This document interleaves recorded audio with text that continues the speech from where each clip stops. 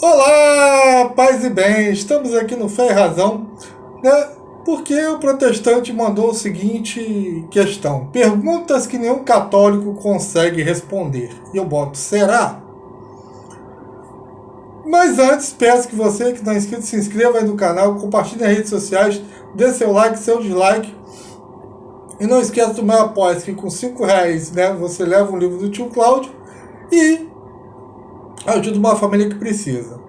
Então a primeira pergunta que o cara coloca é por que os católicos defendem que a escritura não é clara o suficiente para fornecer aos cristãos aquilo que eles precisam doutrinariamente, quando a própria Bíblia ensina sua suficiência material.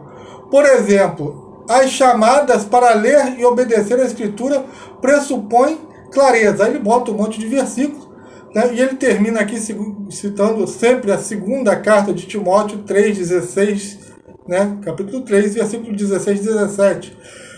Né, que toda a escritura, ali não está somente a escritura. Se um protestante fosse honesto, ele pegava e lia esse capítulo inteiro, onde Paulo diz, claramente nesse capítulo, ele faz menção à tradição oral, falando de Janes e Jambres, da autoridade da igreja para interpretar, e aí sim, dentro desse contexto, toda a escritura é útil para ensinar. Tanto é que se ele fosse honesto, conhecesse a cultura judaica, ele saberia que Moisés, quando desce do monte, ele não traz só a tradição escrita. Ele traz a cátedra de Moisés, ao qual é presente até a época de Cristo, ao qual Cristo manda obedecer, apesar dos fariseus, né, não fazerem nada daquilo. Jesus não lhes tira a autoridade, apesar de eles serem corruptos. Jesus fala, observar e fazer tudo que eles mandam, mas não façam como eles fazem. Que mandam e não fazem. É hipocrisia, mas ele não tira a autoridade. E outra coisa que Moisés traz, que é a tradição oral, rabínica, ao qual há uma maldição, tá? Que quem não segue essa tradição entra na divisão da divisão da divisão. Ponto final. Se ela não é respeitada. Né? Aí o cara chega, por que os católicos, a segunda pergunta, querem atacar a capacidade do Espírito Santo comunicar claramente as verdades de Deus para os cristãos nas Escrituras, dizendo que precisamos de outras autoridades? Porque a própria Bíblia diz que Paulo diz que ele, os apóstolos, foram as autoridades idôneas dadas para interpretar a Escritura, porque a letra mata, mas o Espírito vivifica. Jesus Cristo não deixou um livro, deixou um corpo, um colégio apostólico, ao qual primeiro veio os apóstolos. Isso está na Bíblia sua. Né? Aí ele bota, né? Que precisamos de outras autoridades, tais como um Papa e tradições extrabíblicas, para entender a Bíblia, devido à sua alegada falta de clareza e suficiência. Tanto é verdade que é preciso de uma autoridade acima da Bíblia, que a Bíblia não é a autoridade máxima, né? Que você mesmo coloca que a sua escritura não é a autoridade máxima. Você coloca mais adiante. Mas eu deixo para vocês, protestantes, se a Bíblia é tão clara e não precisa de magistério, por que vocês não chegam ao senso comum nela? É uma questão a ser, né, dita. Por que é o Concílio de Jerusalém, em Atos 15, se a Bíblia é clara? Vamos abrir a Bíblia aqui e ver o que ela fala sobre circuncisão, sobre a abolição do sábado, onde a Bíblia diz que o sacerdócio é perpétuo. Como é que Jesus Cristo não é levita? Agora vocês estão querendo dizer que Maria é levita, né? Mas Jesus Cristo não tem parte com a tribo de Levi. O livro de Hebreus fala isso. Ele se proclama sacerdote, né? Aí ele bota, onde na Bíblia está escrito que as tradições dos apóstolos são ensinamentos que não se encontram nas Escrituras. João diz, Jesus fez muitas outras coisas que não estão nesse livro. Né? Mas em vez disso, são coisas como dogmas marianos e infabilidade papal. Se o Papa, a infabilidade papal está dentro da Bíblia. Onde Jesus Cristo fala, Pedro, rezei por ti para você confirmar seus irmãos na fé. E daí é que vem a infalibilidade papal, que é confirmada em Atos 15, quando Pedro fala, todo mundo se cala, e essa mesma infalibilidade Paulo usa em Gálatas, quando ele chama a atenção de Pedro. Paulo não usa a sua autoridade, ele usa aquilo que Pedro falou lá em Atos 15 para chamar a atenção do próprio Pedro. Daí a infalibilidade papal que o senhor devia ler.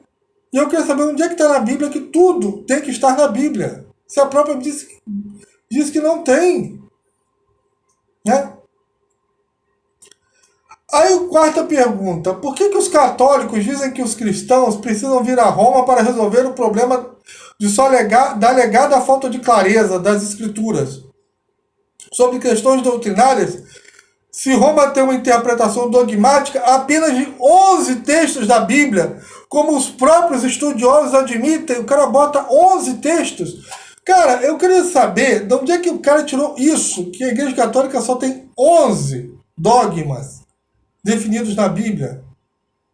A Igreja Católica tem 43 dogmas, divididos em 8 categorias distintas. Dogmas sobre Deus, dogmas sobre Jesus, dogmas sobre a criação do mundo, dogmas sobre o ser humano, dogmas marianos, dogmas sobre o Papa e a Igreja, dogmas sobre os sacramentos, dogmas sobre as últimas coisas, a escatologia. O que a igreja diz é que, com problemas doutrinários, há de se ter um concílio, como está em Atos 15, ao qual os protestantes eles não fazem concílio, onde cada cabeça é uma sentença, porque eles estão na maldição. Pega todas as maldições que estão na Bíblia, todas caem em cima do protestantismo, impressionante, e uma delas é essa, que apesar de não estar na Bíblia, está na tradição judaica e foi passado por tradição oral para os apóstolos. Que negar a tradição oral é cair na divisão da divisão da divisão. Isso é extremamente essencial para a salvação, não está na Sagrada Escritura. Né? A quinta pergunta, né? Ele cita uma pessoa aqui, que é o Jimmy Akin, eu não tenho como conferir a citação, eu a pularei. Né? Mas se alguém tiver, depois me passe. Né? Vou para a sexta pergunta. Como fazer um protestante se tornar católico se não podemos estudar as escrituras? Eu queria saber de onde é que o protestante acha que o católico não estuda as escrituras. Ele acha que o católico fica só nos 20 versículos que ele lê. Só pode! Cara, se tem uma coisa que o católico faz, velho, é estudar as escrituras. E muito. O senhor que não estuda nada. Até a sexta pergunta eu vejo como é que o cara, eles citam, olha, os de Tessalônica eram os mais nobres de Bereia, porque conferiram nas escrituras, como se os de Bereia não tivessem feito isso. Né? Toda a escritura, eles não lêem o capítulo todo. Eles não conhecem o que é catolicismo, eles ficam falando asneira. Né? Olha a sétima pergunta, para tu ver como é que os caras não sacam nada de catolicismo. Por que os católicos afirmam que é necessária a tradição católica a fim de definir o cânon do século IV? Né? Como se já tivesse a Bíblia pronta, aqui são os livros da Bíblia. Quando os concílios que fizeram nunca apelaram para qualquer suposto ensinamento oral dos apóstolos sobre a questão, que é como o catolicismo tridentino define tradição. Em vez disso, eles usaram vários critérios, tais como antiguidade, apostolicidade e ortodoxia. Né? Quer dizer que a apostolicidade, antiguidade e ortodoxia não é tradição católica. Gente do céu! Então onde é que veio a tradição católica? Se a Igreja Católica fala que ela é apostólica, se ela não apelou para a apostolicidade, de onde é que vem a apostolicidade se não vem da tradição? De onde é que vem a ortodoxia se não vem da tradição? E se eles apelaram da antiguidade, que antiguidade é essa? Qual é essa antiguidade? Criatura! que ele entende por da antiguidade? Ele acha que os caras foram lá, vamos numa loja de penhor, ver o que é antiguidade, vamos no museu. Eles apelaram para a tradição que vem desde o tempo dos apóstolos. É 12, velho, é 12. Né? Aí ele bota, por que os católicos afirmam que só a escritura, oitava pergunta, significa que a Bíblia é a única autoridade, quando não foi assim que os reformadores ou credo e confissões protestantes definiram? Eu aqui falo que, primeira coisa, o cara está defendendo a autoridade da escritura, né? Que não precisa de magistério. Qual autoridade que tem aqui, então, que o cara está defendendo? Se não precisa de magistério, não precisa de papa, qual outra autoridade que tem? É o do umbigo. Então o que eu falo, a autoridade do protestante é soladoxa, é opinião. Ponto final. Acabou. Se não há uma tradição oral, se não há um respeito aos que os pais da igreja disseram, qual é a tradição que vocês seguem? Qual é a única autoridade no final das contas? Qual a autoridade que você está querendo afirmar desde o princípio? É a autoridade bíblica. Só que a autoridade bíblica, só a escritura, não existe. O que existe é soladoxa. É o próprio umbigo que vocês seguem. Né? Aí o cara bota assim, olha o nono, para você ver o nível de coerência do cara. Por que os católicos afirmam que a doutrina da sola escritura implica a ideia de que tudo que o cristão crê deve estar explícito nas escrituras, quando os reformadores, credos e confissões de fé protestante não dizem isso? Quer dizer, o que os protestantes creem não precisa estar explícito nas escrituras. Mas a tradição católica tem que estar. Olha que falta de coerência, velho. Olha que falta de coerência. Volta esse vídeo. Vê que o cara está dizendo. Ah, não se encontra, né, a infalibilidade papal nas escrituras, então eu rejeito. E agora ele diz que a doutrina protestante da sola escritura não precisa estar na escritura. E chega lá em cima, ele monta um monte de versículo defendendo a sola escritura. Que ele diz que não se encontra na Bíblia. Qual é a coerência desses caras? 0,000 bala. 0 bala. É impressionante. Vamos para a 10ª.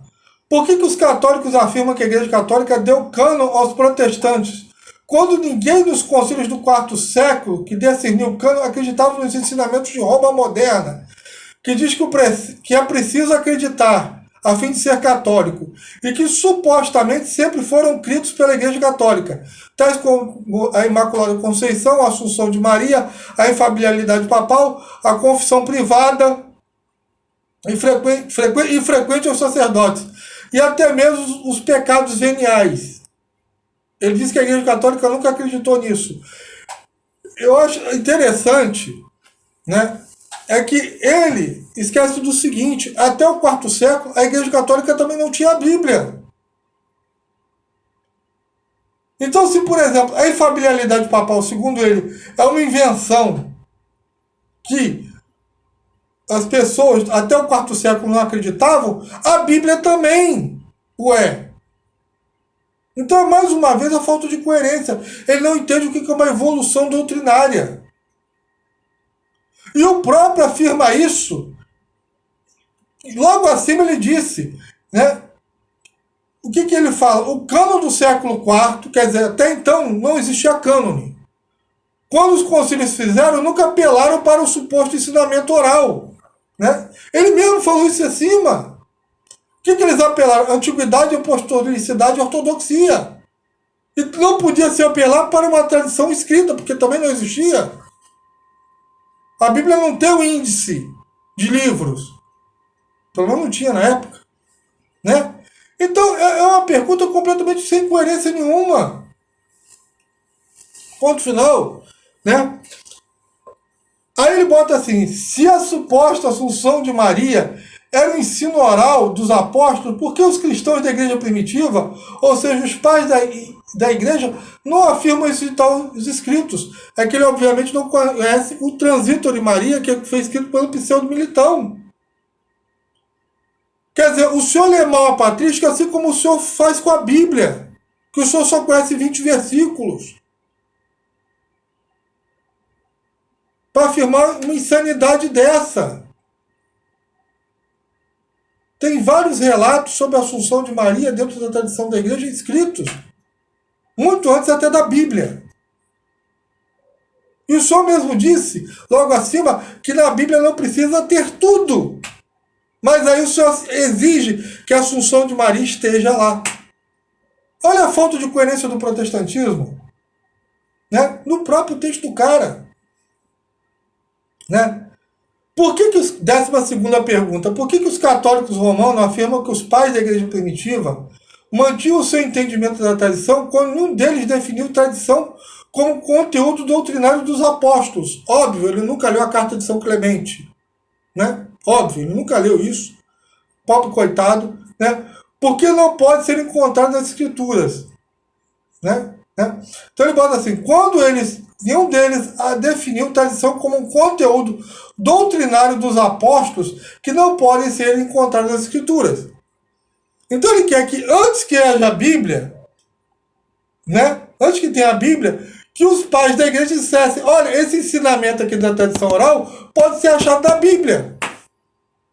Olha a coerência. Olha a coerência do cara. Né? Como até mesmo os estudiosos católicos admitem. Os mesmos estudiosos católicos que disseram que a igreja tinha 11 dogmas. São esses estudiosos católicos que a gente nunca sabe quem é. A não ser aquele que ele citou lá em cima, que eu não tive como pesquisar a citação, então, abóbora. Mas você já vê que protestante, se não é como eu quero, eu vou lá e adultero. Você pode provar que eles definiram tradição de tal maneira? Não, eu não posso provar que os pais da igreja definiram tradição como algo que pode ser encontrado na Bíblia, uma vez que a Bíblia não existia na época. Correto, meu filho? É uma coisa muito simples de entender, se você não for protestante. Mas que existiu uma tradição apostólica, como o senhor falou em cima, antiguidade, ortodoxia, apostolicidade, de onde é que eles tiraram isso? Da Bíblia? Que não existia? Então você veja como é que é a falta de coerência dos caras. De um texto para o outro, velho. De uma linha para outra. Ah, não, a sola escritura não precisa ser provada na Bíblia. Ah, mas a Assunção de Maria tem que estar na Bíblia. Né? Os pais da igreja não escreveram isso. Você chega aqui, tá aqui o pseudo-militão Transito de Maria, muito antes da Bíblia ser escrita. Né? Tá aqui, tá escrito. Lê a carta de Santo André, apóstolo, o que ele fala sobre Maria. Isso aí o senhor desconhece. Isso tudo faz parte da tradição da igreja. Lê a carta de São Clemente, que ele fala da sucessão apostólica. São Clemente, que foi contemporâneo, né, dos apóstolos, contemporâneo de São João. Leia São Jerônimo, quando ele diz que os romanos não podem errar na fé. Por causa do quê? Da pessoa do Papa. Ao qual foi esse Papa que definiu o cânon da Bíblia, e São Jerônimo acatou, porque ele acreditava na infalibilidade papal. Né? Muitas das coisas da Bíblia são, né, que vieram da onde? Da tradição oral. A Bíblia não é o meu querido diário, aconteceu aquilo e foi escrito aquilo. Jesus Cristo não deixou um livro, ele deixou o magistério idôneo.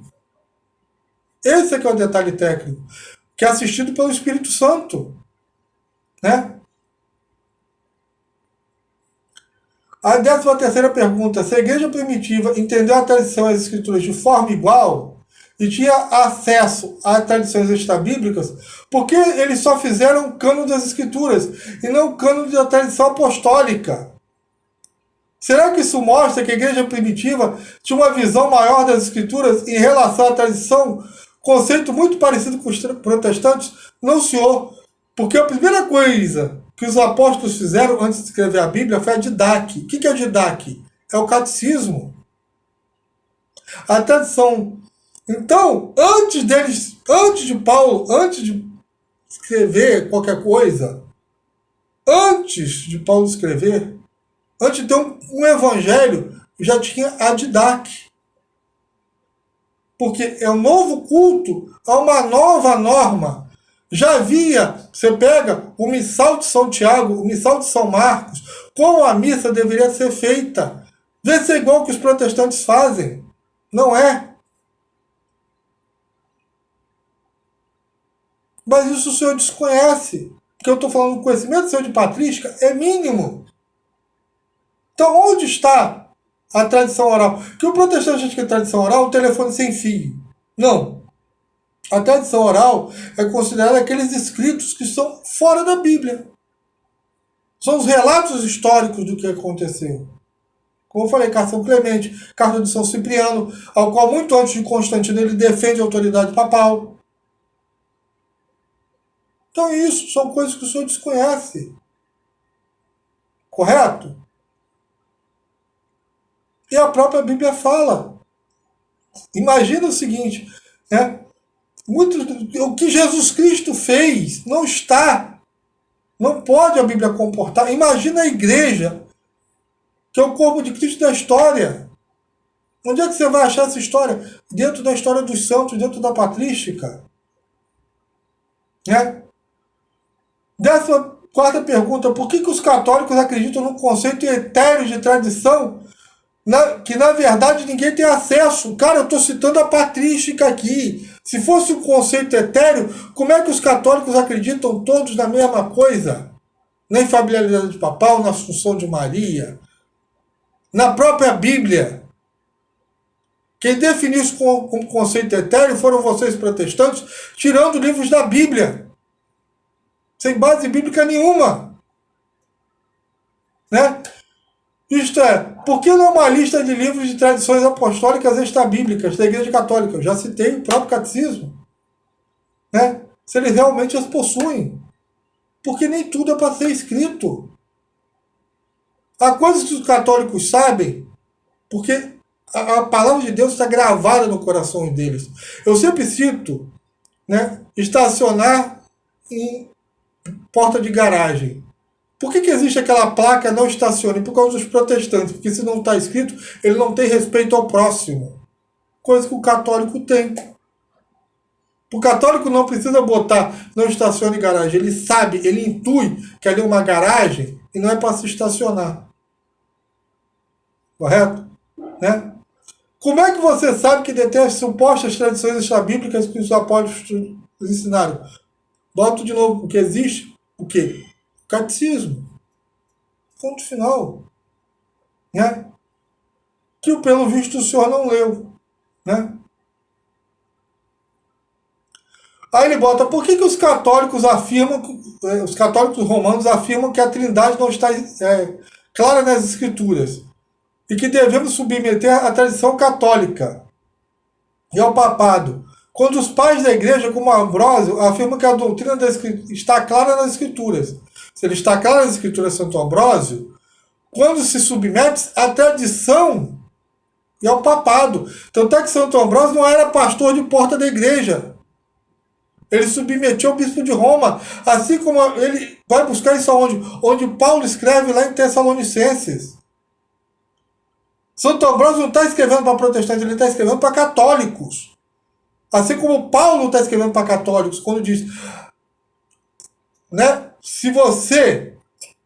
O que está lá escrito? Paulo fala, dentro do magistério e da tradição, toda a escritura é útil para ensinar, não é fora dela. Paulo não era doido. Né?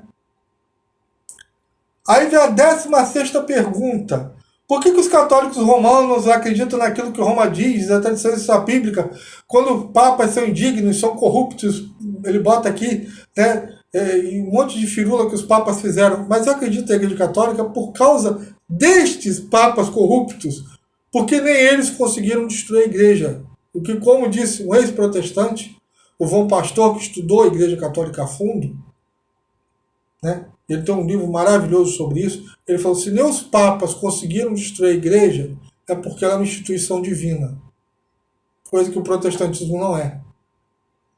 Porque cada protestante, cada cabeça é uma sentença. Não há um concílio O protestante ele se contradiz de um ponto para o outro. Então são esses papas corruptos, esses papas, né, que ele bota aqui que são participantes de pornocracia, é que me fazem acreditar na santidade da igreja. Porque ninguém começa um edifício, estuda, né, engenharia, do que não deu certo. E sim do que deu certo, que são os santos. Me mostra um santo do calibre de Madre Teresa de Calcutá no protestantismo, ou de um São Francisco de Assis, de inteligência de um São Tomás de Aquino, ou de um Chesterton, que nem santo é. Me mostra isso dentro do protestantismo, onde o próprio Lutero disse que ninguém estava vivendo o evangelho. O próprio Lutero fala isso, porque ninguém estava vivendo a caridade, porque o protestantismo ele é anti-caridade. O próprio Lutero falou isso. E continua luterano, porque o protestantismo ele provém do orgulho. Ele não nasceu do evangelho, ele nasceu do orgulho do próprio ventre. Essa que é a diferença. Então a Bíblia não é clara, não é um livro claro, não é um como montar um móvel ou como fazer uma receita de bolo, como acreditam os protestantismos, né, os protestantes. Então até que cada cabeça lá dentro é uma sentença. Então, meu irmão e minha irmã, dê sua opinião aí, dê seu like, seu dislike, e não esqueça do meu apoia-se. Paz e bem para todo mundo, e até a próxima. Amém.